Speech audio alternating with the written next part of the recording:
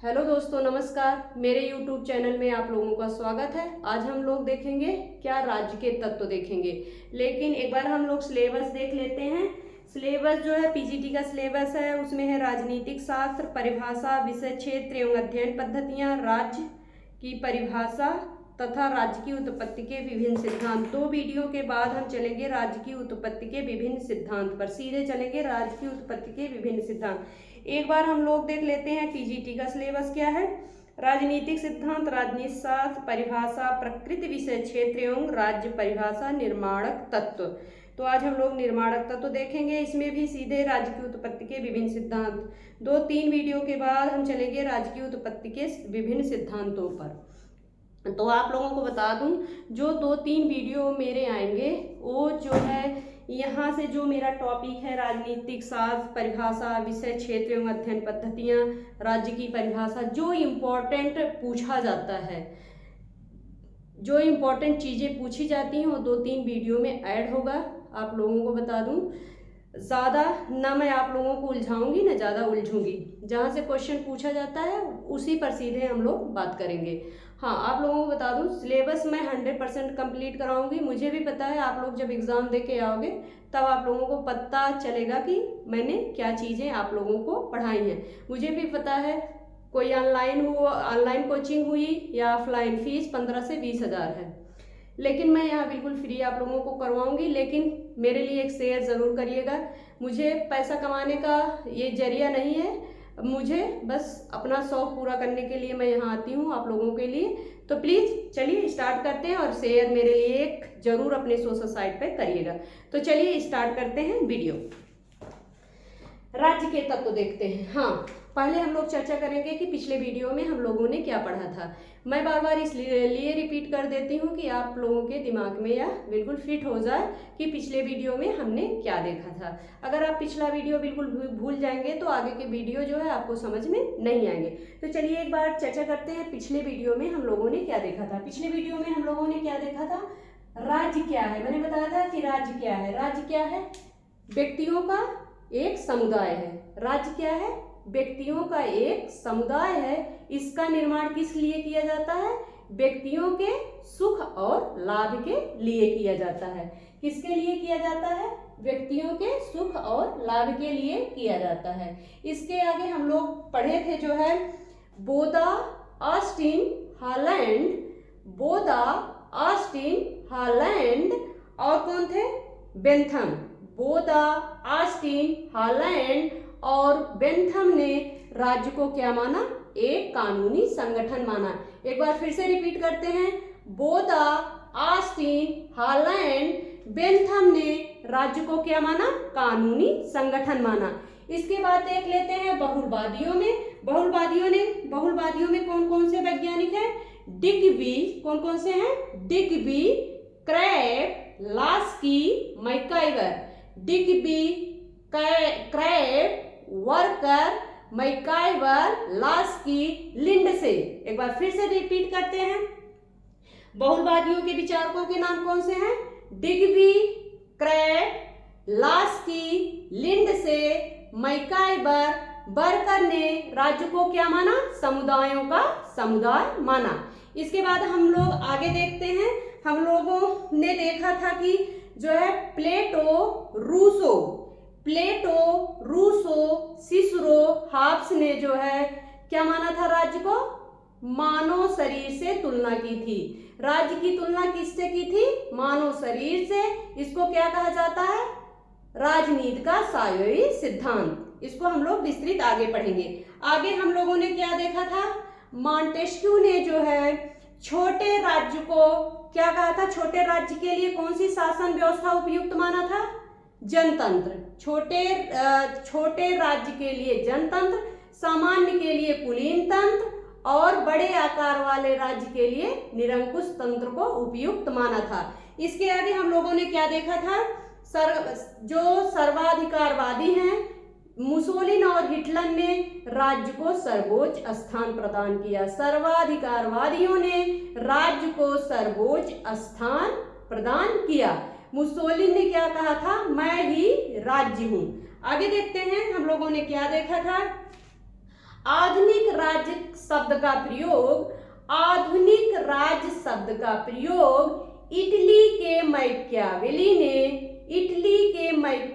ने 16वीं शताब्दी के प्रारंभ में जो है अपनी पुस्तक द प्रिंस में किया था, जिसका अंग्रेजी अनुवाद क्या होता है? द स्टेट होता है। इसके बाद हम लोगों ने क्या देखा था? राज्य के लिए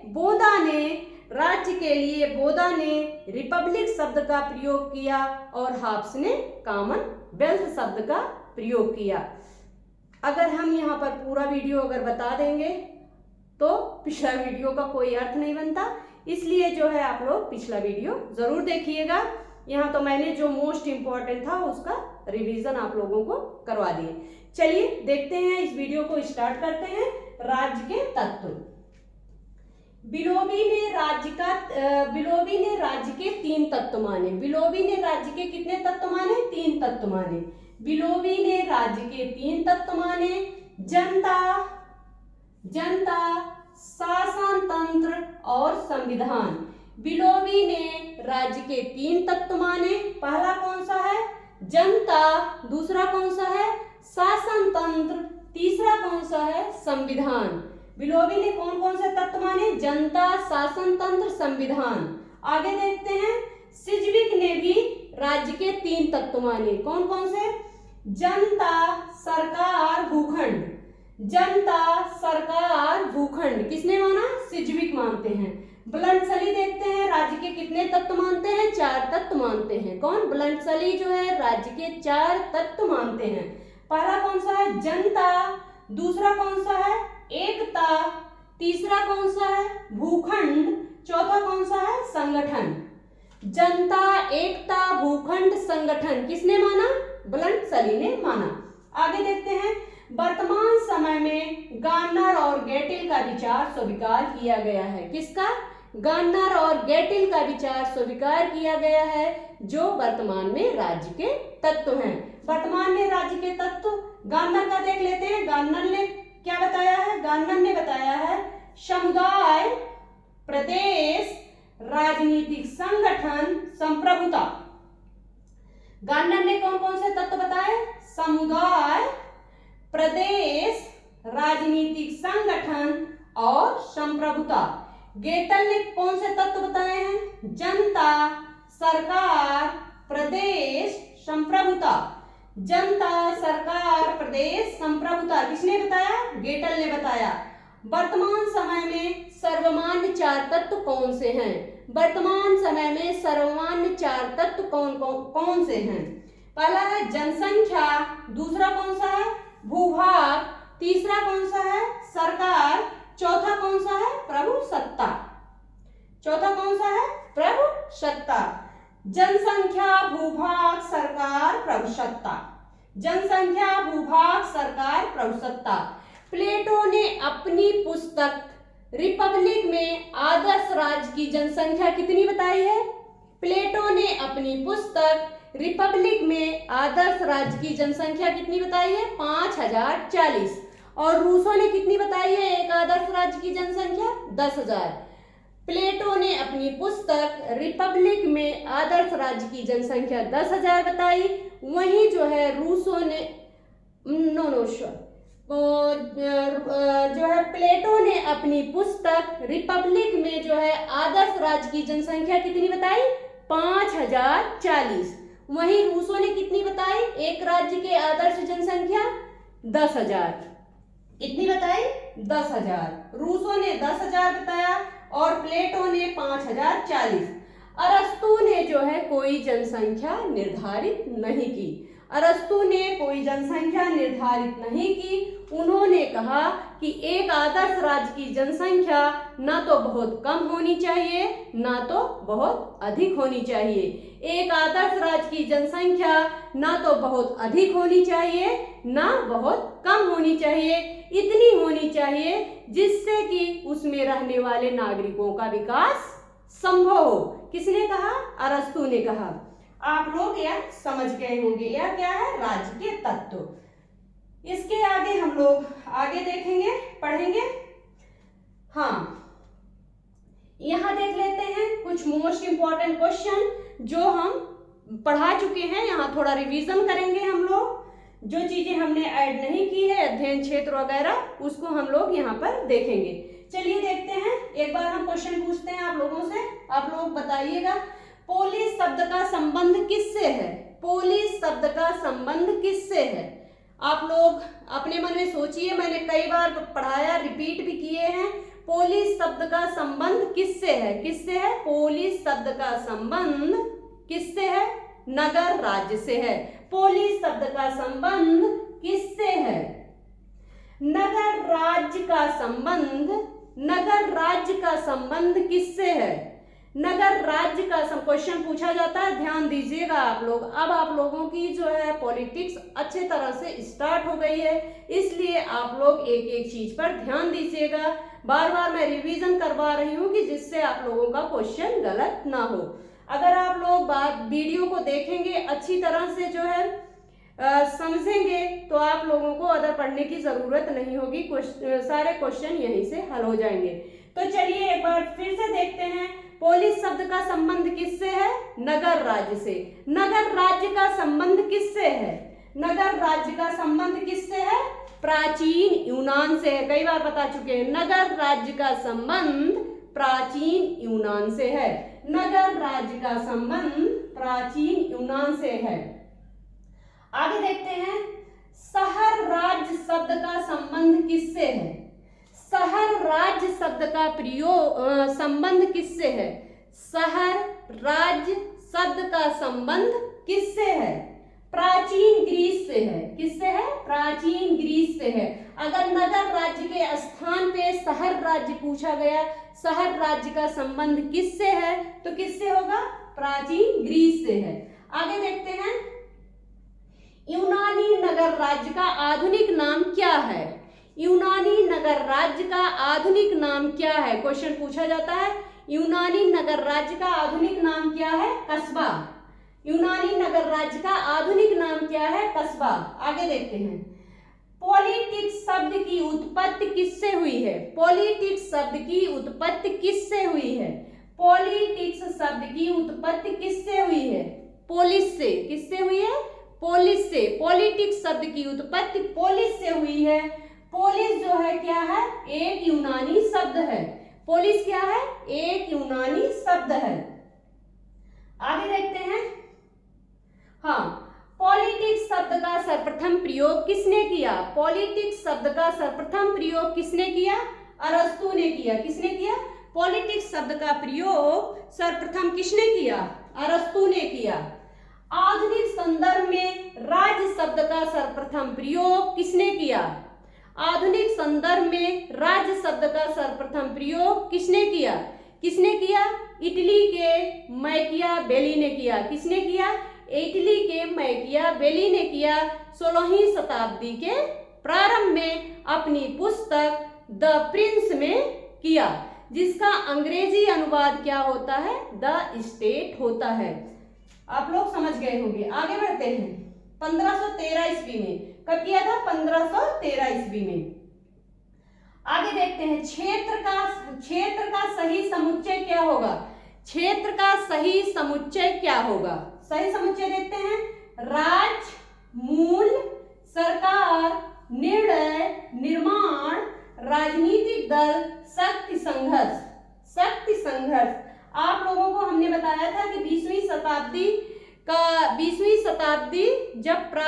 शताब्दी के प्रारंभ के तीसरे दशक में क्या होता है? अमेरिका में व्यवहारवाद की उत्पत्ति होती है, जहां मूल्यों की बजाय तथ्यों पर बल दिया जाता है। मूल्यों की बजाय तथ्यों पर बल दिया जाता है। यह मूल्य क्या है? परंपरागत क्षेत्र है। किसका? राज्य का।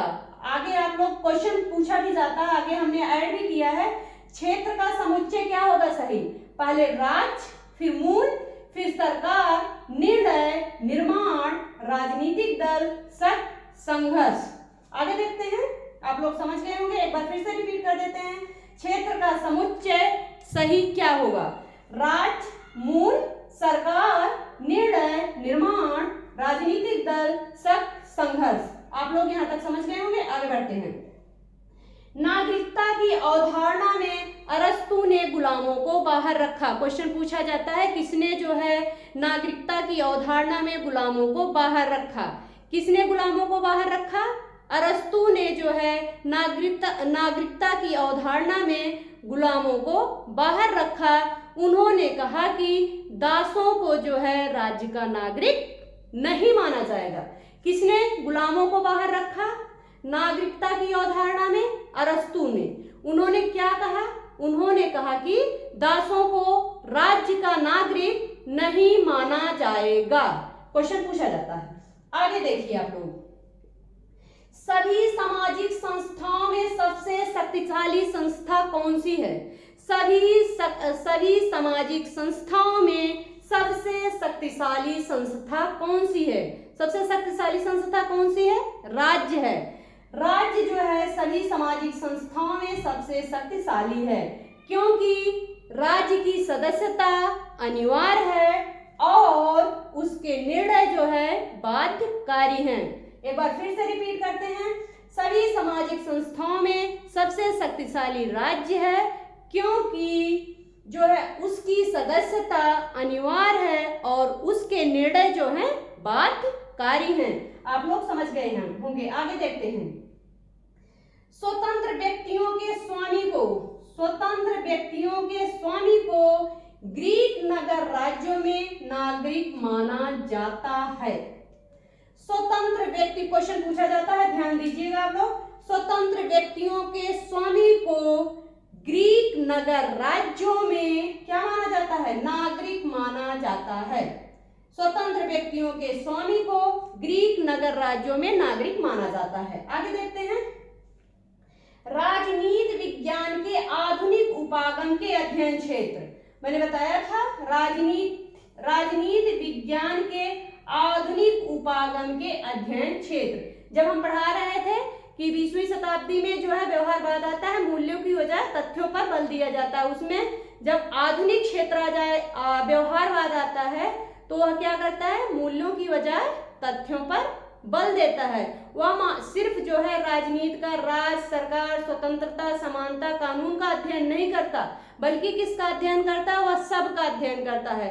मानवीय स्वभाव का, मानवीय व्यवहार का, शक्ति का, संघर्ष का, सबका अध्ययन, जो सामाजिक व्यवस्थाओं का भी अध्ययन राजनीति करता है।